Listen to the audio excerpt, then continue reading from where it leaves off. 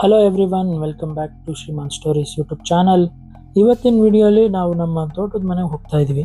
ಹೋಗೋ ದಾರಿಲಿ ನಡೆದಂಥ ಅನ್ಎಕ್ಸ್ಪೆಕ್ಟೆಡ್ ಥ್ರಿಲ್ಲಿಂಗ್ ಇನ್ಸಿಡೆಂಟ್ನ ನಾನು ನಿಮ್ಮ ಜೊತೆ ಶೇರ್ ಮಾಡ್ಕೊತಾ ಇದ್ದೀನಿ. ವಿಡಿಯೋನ ಸ್ಕಿಪ್ ಮಾಡಿದೆ ಕೊನೆವರೆಗೂ ನೋಡಿ. ಮನೆಗೆ ಹೋಗೋ ದಾರಿಲಿ ರೋಡ್ ವರ್ಕ್ ನಡೀತಾ ಇದ್ದಿದ್ದರಿಂದ ಆಫ್ ರೋಡ್ಗೆ ಡಿವಿಷನ್ ಕೊಟ್ಟಿದ್ರು. ಅದು ಫುಲ್ ಮಡ್ ರೋಡ್ ಆಗಿದ್ದರಿಂದ ಸ್ಪೀಡಾಗಿ ಹೋಗೋಕೆ ಆಗ್ತಿರ್ಲಿಲ್ಲ. ನಮ್ಮ ಕಾರ್ನ ಬಿಟ್ಟು ಇನ್ಯಾವುದೇ ವೆಹಿಕಲ್ಸ್ ಕೂಡ ಇರಲಿಲ್ಲ ಆ ರೋಡಲ್ಲಿ. ಇನ್ನೇನು 5 ನಿಮಿಷದಲ್ಲಿ ನಮ್ಮ ಮನೆ ಸಿಕ್ತು ಅನ್ನೋಷ್ಟರಲ್ಲಿ ನಮ್ಮ ಕಣ್ಣಿಗೆ ಒಂದು ಸಸ್ಪೀಷಿಯಸ್ ಬೈಕ್ ಕಾಣಿಸ್ತು. ಯಾಕಂದರೆ ನಮ್ಮ ತೋಟದ ಎಂಡ್ ಪಾಯಿಂಟಿಂದ ಬೈಕ್ ಸ್ಟಾರ್ಟ್ ಮಾಡ್ಕೊಂಡು ನಮ್ಮ ಆಪೋಸಿಟ್ ಸೈಡ್ ಹೋದರು. ಬೈಕಿಂದ ಕೂತಿದ್ದವನ ಕೈಯಲ್ಲಿ ಒಂದು ಬಿಳಿ ಚೀಲ ಕಾಣಿಸ್ತು. ಆವಾಗ ನಮಗೆ ಡೌಟ್ ಬಂತು. ಯಾಕಂದರೆ ಯೂಶ್ವಲಿ ರಾತ್ರಿ ಹೊತ್ತು ತೋಟದಿಂದ ತೆಂಗಿನಕಾಯಿ ಕದ್ಕೊಂಡು ಹೋಗೋ ಒಂದು 3-4 ಇನ್ಸಿಡೆಂಟ್ನ ನಾವು ಆಲ್ರೆಡಿ ಫೇಸ್ ಮಾಡಿದ್ವಿ. ಸೊ ಇವರು ಅದೇ ಥರ ಕಾಯಿ ಕದ್ಕೊಂಡು ಹೋಗ್ತಿರ್ಬೋದು ಅಂತ ಅಂದ್ಕೊಂಡು ನನ್ನ ತಮ್ಮಂಗೆ ಅವ್ರನ್ನ ಫಾಲೋ ಮಾಡೋಕ್ಕೆ ಹೇಳಿದೆ. ಇಮ್ಮಿಡಿಯೇಟಾಗಿ ಕಾರ್ನ ಯೂಟರ್ನ್ ಮಾಡಿಕೊಂಡು ಅವ್ರನ್ನ ಫಾಲೋ ಮಾಡೋಕ್ಕೆ ಸ್ಟಾರ್ಟ್ ಮಾಡಿದ್ವಿ. ಅದು ಮಡ್ ರೋಡ್ ಆಗಿದ್ದರಿಂದ ಅವ್ರನ್ನ ಓವರ್ಟೇಕ್ ಮಾಡೋಕ್ಕಾಗ್ತಿರ್ಲಿಲ್ಲ. ನಾವು ಸ್ಪೀಡ್ ಜಾಸ್ತಿ ಮಾಡ್ದಂಗೆ ಅವರು ಸ್ಪೀಡ್ ಜಾಸ್ತಿ ಮಾಡ್ತಾಯಿದ್ರು. ಮುಂದೆ ಹೋಗ್ತಾ ಹೋಗ್ತಾ ಒಂದು ಸತಿ ಓವರ್ಟೇಕ್ ಮಾಡಿದ್ವಿ. ಅವನ್ನ ನಿಲ್ಲಿಸಿ ಯಾವ ಊರು, ಚೀಲದಲ್ಲಿ ಏನಿದೆ ಅಂತ ಕೇಳಿದ್ವಿ. ಅವನು ಫುಲ್ ಪ್ಯಾನಿಕ್ಕಾಗಿ ಏನೂ ಆನ್ಸರ್ ಮಾಡಿದ್ರೆ ಫುಲ್ ಸ್ಪೀಡಾಗಿ ಮುಂದೆ ಹೋಗ್ಬಿಟ್ಟ. ಆವಾಗ ನಮ್ಗೆ ಕನ್ಫರ್ಮ್ ಆಯಿತು ಇವರೇನೋ ಬೇರೆಯೇ ಕದ್ಕೊಂಡು ಹೋಗ್ತಿದ್ದಾರೆ ಅಂತ. ಯಾಕೆಂದರೆ ಗಾಡಿಗೆ ನಂಬರ್ ಪ್ಲೇಟ್ ಇರಲಿಲ್ಲ. ಅದು ಅಲ್ಲದೆ ಗಾಡಿ ಫ್ರಂಟ್ ಪೋರ್ಷನ್ನೇ ಬೇರೆ, ಇಂಜಿನ್ನೇ ಬೇರೆ, ಬಾಡಿನೇ ಬೇರೆ ಆಗಿತ್ತು. ಆವಾಗ ನಾವು ಫುಲ್ ಸ್ಪೀಡಾಗಿ ಚೇಸ್ ಮಾಡೋಕ್ಕೆ ಸ್ಟಾರ್ಟ್ ಮಾಡಿದ್ವಿ.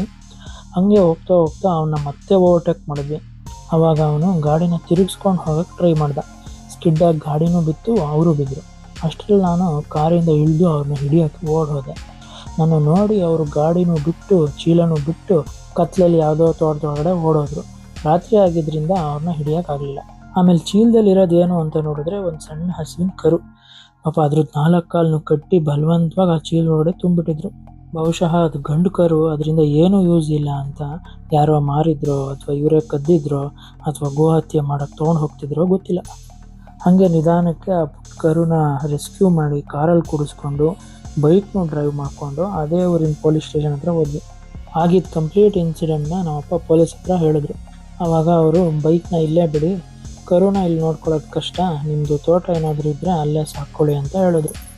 ಸರಿ ಅಂತ ಹೇಳಿ ಪೊಲೀಸ್ ಸ್ಟೇಷನಿಂದ ಹೊರಟ್ವಿ. ಕರುಗಿನ್ನು 3-4 ದಿನ ಅಷ್ಟೇ ಆಗಿರೋದ್ರಿಂದ ಅದು ಹಾಲು ಮಾತ್ರ ಅಷ್ಟೇ ಕುಡಿಯೋದು. ಅದನ್ನು ಫೀಡಿಂಗ್ ಬಾಟ್ಲಿಗೆ ಕುಡಿಸ್ಬೇಕು. ಅಲ್ಲೇ ಒಂದು ಮೆಡಿಕಲ್ ಸ್ಟೋರಲ್ಲಿ ಫೀಡಿಂಗ್ ಬಾಟ್ಲಿ ತೊಗೊಂಡು ಮನೆಗೆ ಹೋದ್ವಿ. ಮನೆಗೆ ಹೋಗಿದ ತಕ್ಷಣ ಅದಕ್ಕೆ ಫಸ್ಟು ಹಾಲು ಕುಡಿಸಿ ನೀಟಾಗಿ ಮಲಗಿಸಿದ್ವಿ. ಇದೆಲ್ಲ ಒಂಥರ ಕೋಇನ್ಸಿಡೆನ್ಸು. ಆ ಕರು ಜೀವ ಉಳಿಬೇಕು ಅಂತ ಉಳಿತು. ನಾವೇ ಒಂದು 5 ನಿಮಿಷ ಮುಂಚೆ ಹೋಗಿದ್ದಿದ್ರೆ ಅಥವಾ ಅವನೇ ಒಂದು 5 ನಿಮಿಷ ಮುಂಚೆ ಹೊರಟಾಗಿದ್ದಿದ್ರೆ ನಮ್ಗೆ ಈ ಕರು ಸಿಗ್ತಾ ಇರಲಿಲ್ಲ. ಸೊ ನಾವು ಕೇಳ್ಕೊಳ್ಳೋದು ಇಷ್ಟೇ, ನಿಮಗೂ ಎಲ್ಲಾದರೂ ಈ ಥರ ಸಸ್ಪಿಷಿಯಸ್ ಆ್ಯಕ್ಟಿವಿಟೀಸ್ ಕಂಡು ಬಂದರೆ ನೀವು ಹೋಗಿ ಪ್ರಶ್ನೆ ಮಾಡಿ, ಏನು ತೊಂದರೆ ಏನಿಲ್ಲ, ಭಯ ಏನಿಲ್ಲ. ಜೆನ್ಯೂನ್ ಆಗಿದ್ದಿದ್ರೆ ಅವನು ಕರುನ ಚೀಲದಲ್ಲಿ ಹಾಕಿ ಕಟ್ಟೋ ಅವಶ್ಯಕತೆಯೇ ಇರಲಿಲ್ಲ. ಗೋಹತ್ಯೆನ ತಡೆಗಟ್ಟೋಕ್ಕೆ ಸರ್ಕಾರ ಸಾಕಷ್ಟು ಕ್ರಮಗಳನ್ನ ಆಲ್ರೆಡಿ ಕೈಗೊಂಡಿದೆ. ಆದ್ರೂ ಇನ್ನೂ ಕೆಲವೊಂದು ಕಡೆ ಇದು ಆ್ಯಕ್ಟಿವಿಟೀಸ್ ನಡೀತಾನೇ ಇದೆ.